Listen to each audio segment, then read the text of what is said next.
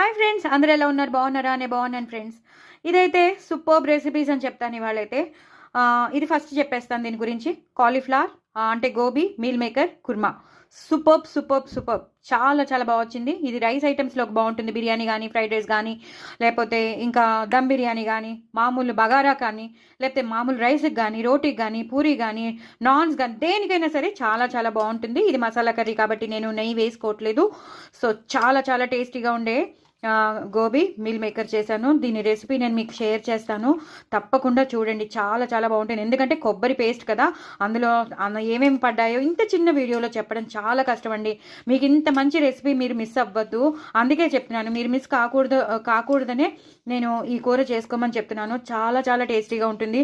ఇలా పువ్వులాగే ఉండాలి కాలీఫ్లవర్ అనేది, ఇలా పువ్వులాగే ఉండాలి. ఇవి మాత్రం ఒక రేంజ్లో ఉన్నాయండి. చూసారు కదా ఎంత స్పాంజీగా భలే ఉన్నాయి. చాలా చాలా బాగుంది. చూస్తుంటే అందరికీ నాన్ వెజ్ అని అనిపిస్తుంది, కానీ నాన్ వెజ్ కాదు. సూపర్, అంత జ్యూస్ అంతా దీంట్లోకి వెళ్ళిపోతుంది. కూర మాత్రం ఒక రేంజ్లో ఉంటుందండి. అందుకే చెప్తున్నాను, మీరు కావాలంటే మీరు తప్పకుండా చూడండి, చేసుకోండి. చాలా చాలా టేస్టీ అయిన కూర, మిస్ అయిపోతారు లేకపోతే. చాలా చాలా బాగుంటుంది. చూడండి ఎంత టేస్టీగా ఉంటుందో, చూస్తుంటే మాత్రం అదిరిపోతుంది. అలాగే ముద్దపప్పు చేశాను. పెసరపప్పు ముద్దపప్పు తాలింపు వేస్ట్ చేసినది, పోపు వేస్ట్ చేసినది.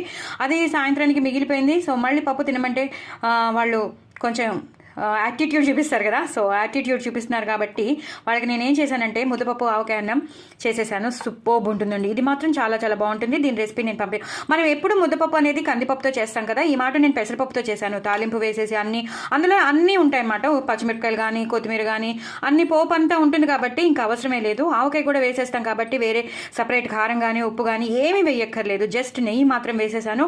ఇలా ఆవకాయ కలిపేశాను, పెచ్చి వేసి డైరెక్ట్గా వేసేసేయాలి. దీని రెసిపీ కూడా నేను మీకు షేర్ చేస్తాను, తప్పకుండా చూడండి. ఎందుకంటే ఈ మధ్య ఫంక్షన్స్లో మనకి చాలా విరివిగా చూస్తూ ఉంటున్నాం. పిల్లలు కూడా, యంగ్స్టర్స్ కూడా చాలా ఇంట్రెస్ట్ చూపిస్తున్నారు ఈ ఆవకాయ ముద్దపప్పు అన్నంకి.